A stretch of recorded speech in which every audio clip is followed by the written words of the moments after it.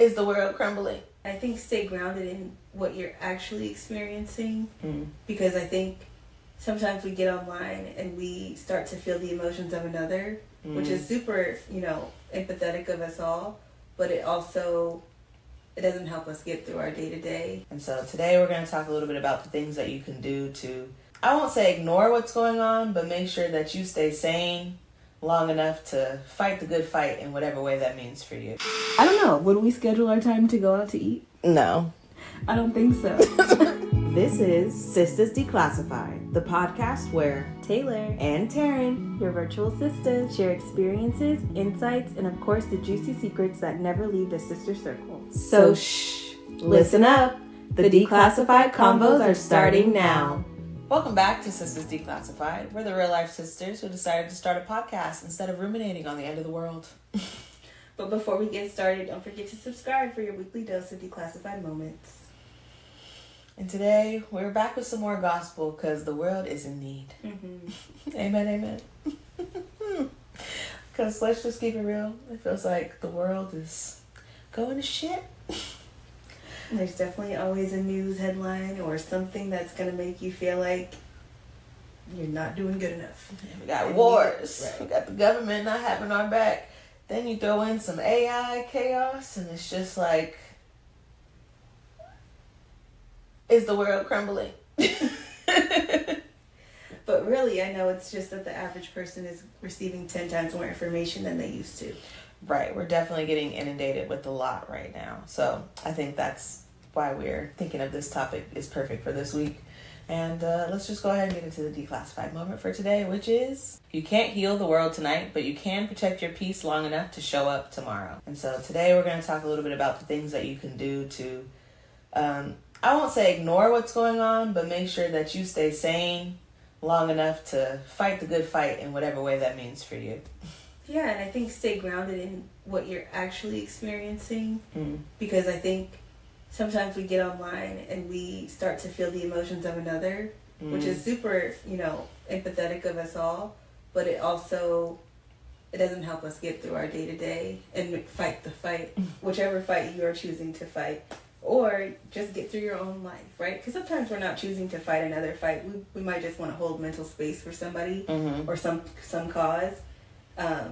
But how does that impact us? Because as we know, the body keeps the score, right? So having all of that information all of the time, when you can't even do anything about it, can make you feel really helpless and stressed. And you're just, go ahead. I was just going to say, we started this episode with kind of our joking tagline about, starting the podcast instead of ruminating. But I feel like if you don't know what that is, we should explain it a little bit. And you started to touch on it a little bit when you're talking about reality versus what your internal monologue is doing. But since we have an expert in the room. Let's not call me an expert. But I will. Girl, if you got your degree, you're smart, you know everything. Thanks.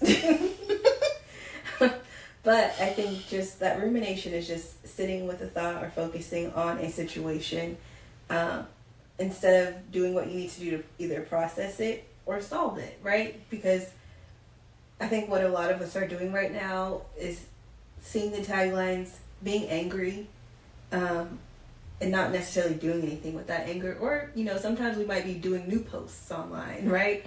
You might even show up at a protest that's peaceful. And those can give you outlets to feel like you're doing something. But when you see that the outcomes maybe aren't happening the way in which you would desire, it makes it really hard to move on and to live in your day-to-day life. Yeah, and I'll say your anxiety is valid, right? Your feelings are valid. I think what you're getting at, though, is we can't have feeling without action. And we definitely don't want to just sit in our feelings because, let's be real, there are a lot of things that are out of our control. Right. And if we sat here and thought all day long about the things that are out of our control, our bodies are going to feel that, our minds are going to feel that, and we'll have done nothing. And we don't necessarily all need to do the same things in order to see the world that we want to see. Right. But we do need to make sure we're taking care of ourselves both mentally and physically And when you sit in rumination or doom scrolling, right. You're likely not living or engaging in your reality in a way that's helpful or productive. Yeah, because I think ultimately that worry breaks your focus once when you think it and then when you relive it. And so you're often in constant cycles of worry. When you open your phone, you're experiencing worry all day long because they want you to. That's like what the algorithm's whole goal is, unfortunately. To keep you there watching, scrolling, looking for the next, usually dopamine, and then when you don't find it, you're like, I need the next happy puppy video. Right. And you're just going in this cycle of up and down emotions when you're already in a cycle of up and down emotions in your actual life. And so they try to make us feel like we need to fight all of these fights all of the time. And it's like the divisive way in which they control us, when really we need to just be fighting the people at the top. But that's a whole talk for a different day. I think. And getting back to how do we cope with the worries, I think asking yourself some of these things and doing some of these activities can be helpful. So these are our 3, what do we call it? 3 emergency calm practices. And the first one, well, they all kind of just take 60 seconds, right? So in the 60-second rule 1, you're going to be asking yourself, is this a problem of the world or is this a problem for me? And I think that can typically cross out a lot of stressors in your life. It doesn't, I know it sounds a little bit selfish to ask yourself that as well, like to say, is this a problem for me or the world? Like, we don't want to be in an individualistic mindset, but we also have to understand, like we were saying earlier, what you can control. Right, and I think for those of you who are like, ugh, that feels off-putting to me because there are so many problems that aren't mine, I think another way that you can kind of stretch the 60-second rule is once you ask yourself these questions, is it a problem for the world or is it for me? Is there something I can do in the next 60 seconds that would either make me feel good or provide action towards the thing that is bothering me, whether it's my own problem or the world's problem? And if the answer is no, then we can't do anything about it right now. The same way last week we talked about having time you set aside to meet with your partner to talk about the worries of life, whether that be money or future planning or etc. Consider leaving that for your future life planning time. Like when your action time can be, because just because you saw it on Instagram and now you're feeling that emotion, if there's nothing you can do about it in the next 60 seconds because you have a meeting to go to and a kid to pick up and bills to pay, you can revisit that later and put it on your list for action items for later. I think that's just the biggest skill to have in your life. It's something to have in your back pocket, being able to set things aside. I don't like the term compartmentalize. I was just about to say that, girl. I don't like that term because I feel like it gives people an outlet to ignore their emotions. But I do think it's important to know, I'm going to put this to the side and come back to it later. It's not going to just be left to the wayside. Yeah, and I think to that end, you can what is it? Rock it, lock it, put it in your pocket. But you gotta have a time. Punk it on it? Punk it on. I don't know, girl. Rhymes. But you do have to have a time where you can come back to it. Otherwise, I do think, to your point, compartmentalizing these things will eventually add up, and now your compartment is overflowing, and you don't want that. Right. But there's also just a time and a place. And if you find that you never have a time and a place, then that's worth evaluating too. But if you genuinely care enough about the thing that is either a problem for you or a problem for the world, you'll come back to it. And I think sometimes when you feel so concerned about it, we have to take an additional 60 seconds. And this is like our shut-off point. Like turning off the lights, turning off the noise, sitting in a dark space, and literally just sit and be. Even just for 1 minute. That can be really hard for people to do in a world where we feel like we have to be doing something. Solving a problem, growing, taking care, all of those things. But if you can take 60 seconds of just no input, turn your brain down. It's a good time for a little chant. Yeah, just a sensory I am here and I am safe. Exactly. In this moment, I am safe. That's one of the good ones for me. I'm like, in this moment, I have nothing to do, nowhere to be, and I am safe. Ooh, you say that enough, your body starts to feel it and believe it. And I know there can also be some guilt with that, because I know some of the fights we're having right now are because there are people who are not safe. And so we can feel like we are part of the problem, and how dare us be safe. But just remembering that you holding space for them is still an important action. Thank you. That's the word I was looking for. It's still an important action. So they don't want you to experience unsafety or insecurity because they are. And so having that moment for you to cool off is okay. Right, because again, it goes back to what we said at the beginning of this, is your body keeps score. And if you are not in a place to help yourself, you can't help others. So it may feel selfish, like she said, but again, you have to pour into your own cup to be able to pour into others. And I think the last kind of 60-second ritual, sometimes quieting the noise can be really hard. It's just calling them for 60 seconds even, saying like, hey, I had a lot on my mind right now, and I just needed to do something to clear my head. So, hi, how are you? Right? Like, sometimes we need that distraction, but we also need that connection, because doing something by yourself might not feel as purposeful as what you feel like you were worried about. But if you are like, okay, well, I can call Sally. I haven't talked to her in 6 weeks. Let me see what she's doing, right? So that you still feel like you're having a purposeful moment when you need that sense of calm.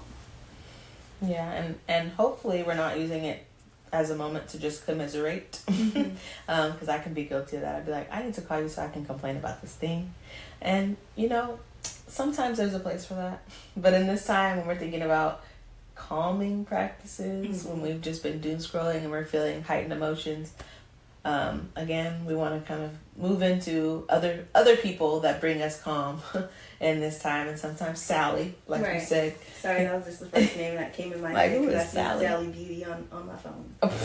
And maybe calling Sally could bring you the levity that you need in this moment to kind of come back to the reality that you are in, not the reality of the timeline. And again, that does not diminish the pain or the experiences that other people are going through, but that moment of levity can allow you to have some clarity to then move into action. And I want to challenge us. This is not in our plans. Go ahead, challenge away. away. 60 seconds to shut ourselves off. Right now? Right now. Yeah. And I think they can do it too. Okay. And we just take 60 seconds. And I just want to see if you all can just tune into yourself. Because sometimes we don't have the calm that we feel like we are actually... Sometimes we don't realize that we need the calm. You could be listening to this podcast because you thought, I needed calm. Right? I'm imagining the title of this will be something around calmness. So let's take 60 seconds for ourselves. Are we ready? We're ready. I have the timer going. Okay. Go ahead. Our lights are still going to be on, but you can turn yours off.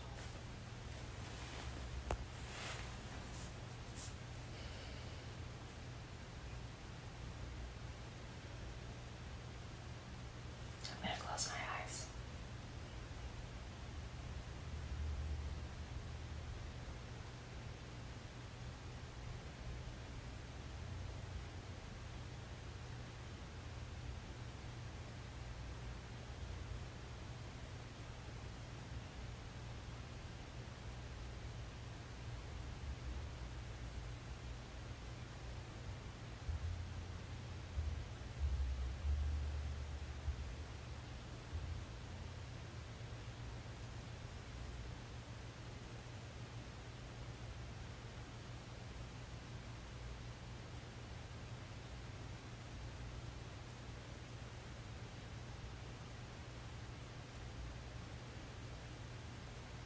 Okay, and bring it back. If your eyes are closed, you can open them. Thank you. I can't see the time over there. I'm curious. I know you guys can't answer me out loud, but drop a comment in the comments below if it was easy for you to just sit in silence for that 1 minute. Did your brain go to all the things that you could be worried about, or were you able to just sit and be? I can answer that for us. Truthfully, the first 35 seconds, because I think I generally know how long a minute is. The first 35 seconds, I was able to do that because me and meditation, we've been locked in. Especially before I go to bed, it's amazing to turn off my brain that way. I'll listen to a guided meditation and be out. But I also knew I had to keep an eye on the time. So once I got to about 40 seconds in, I was like, I know we're getting close. So I had to start peeking. But if I didn't have to think about the time, girl, I could be here in quiet bliss. I was starting to get there. It wasn't hard for me to close my eyes, but since I sprung this on you, I was like, hopefully she'll be okay. That was my word that I was thinking about. But after a little bit of time, when she said she was going to close her eyes, I was like, all right, we're locked in. Mm-hmm. Let me close them. Hopefully y'all felt locked in too. Yeah, and I think it can maybe show you, like, how often do you take a moment to pause? And if that pause was hard, that might be an indicator that you need more of those. Yeah, it's a muscle, right? You have to practice it in order to feel comfortable doing it. I mentioned some of the things that I might say to myself when I find my mind wandering, or if I'm too worried about what I'm thinking about in the moment. Talking about being safe, calm in this moment. There's nothing for me to do. Mm-hmm. So if you find yourself like full of other thoughts, maybe think about something you can say to yourself or repeat to yourself mentally or out loud that could bring you back to the present moment. But I always find I feel good after. Yeah, or even some movements. Maybe you want to give yourself a calming hug and tap. That can be something nice to do. Because sometimes we are fidgety, right? Mm-hmm. Like our brain is going and we feel like we have to do something. Mm-hmm. So it's okay to have a movement that feels like ritualistic, but keeps you grounded without additional input from the world. Mm-hmm. So, I feel good. Right? I'm not going to lie to you. I think that's it for us today. We wanted to keep it really short and sweet because, like we said earlier, the world is giving you way too much right now. We just wanted to give you a little nugget to take into your day with you, and maybe challenge you to find some time to take 60 additional seconds today outside of this podcast if you don't do that already. Mm-hmm. 60 seconds every hour challenge, go. Ooh, that's a good idea. Mm-hmm. It's just small bites, and then it's like a whole 14, I don't know, usually people are up for like 14 hours, right? Mm-hmm. 14 minutes of meditation. Mm-hmm. When you put it that way, it seems like so small. Mm-hmm. But it feels so good. But also remember, this will be my last little note before our Sister Circle question. I guess we'll have a question today. I don't know. Does it feel like... I don't want to challenge you. Just remember that those 60 seconds don't have to be in complete silence if that's really hard. Play a song that helps you just to be in the present moment and clear your mind. That can also work too. Me and the Andre 3000 Flute album, locked in. It's pretty good. I actually like that too. That be putting me to sleep sometimes too. Or affirmation song. Mm-hmm. Those can be nice to do too. That still keep you locked in and grounded, but don't create new thoughts. Yep. Amen. So I guess our Sister Circle question could be like, what do you use if you currently have practices? Share with the community. What affirmations or songs, or I guess 60-second activities 60-second things you do to bring you calm. Because we're always looking for something new to try. Mm-hmm. All right. Well, we'll see you in the next one. Thanks for watching. Don't forget to like and share and subscribe and all that good stuff. Bye.